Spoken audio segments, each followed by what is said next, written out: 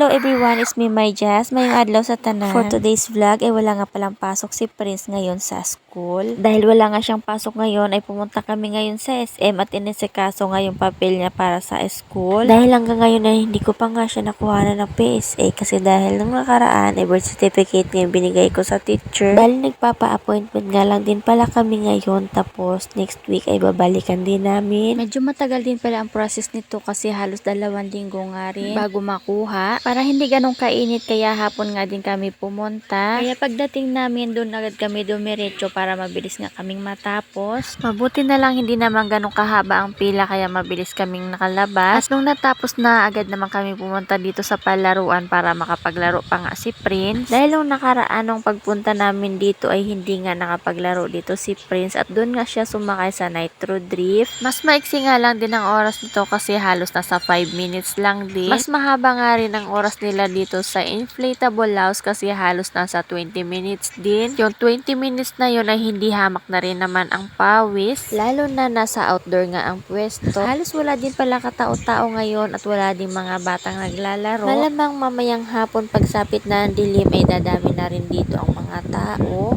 Pero dahil nga weekdays at may pasok nga din ang mga estudyante kaya siguro wala din talagang gumagala ngayon. Bali 2 lang pala sila naglalaro ng bata dito sa loob ng palaruan. At nagkasundo naman nga silang 2 kung saan nga ang isa ay nandun nga rin si Prince.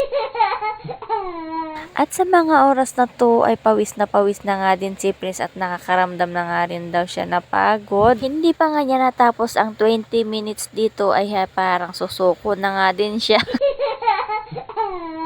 At ayun na nga, hindi nga talaga namin natapos ang 20 minutes niya dahil nga sa sobrang pagod niya ay namumula na nga din ang katawan. Paano ba naman kasi takbo dito, takbo doon? Ang ginagawa, nauna na nga din lumabas ang kalaro niya kasi tapos na nga din ang oras. At ayan, mag-isa na nga lang din yan siya ditong paikot-ikot sa loob. At lalong hindi na rin kami tumagal dahil wala na nga rin siyang kalaro at napagod na nga din. Binihisan ko na nga rin siya sa mga oras na to at pumasok na nga din kami sa SM para bumili nga din ng pagkain. At nung pagkatapos nga namin bumili ay bumalik nga kami dito sa palaruan tapos dito nga kami kumain. Kasi gusto pa nga daw niya tumambay din sa park. At habang kumakain nga kami ay sinasabi nga niya na ayaw na daw niya sumakay sa bangka-bangka. Dahil nga nung nakaraan, nung unang punta namin dito, ayun nga talaga ang iniiyakan niya. Shoutout nga pala sa mga taong sumusuporta sa akin at nag-i-stay dito. At sa mga patuloy na nanonood sa mga ina-upload kong video. At kung napanood mo hanggang dito ang video na to, baka pwedeng mag-iwan ka na rin ng bakas at para mabalikan ka. Hanggang dito na lang po muna tayo. Maraming salamat po sa panonood. Maayong adlaw.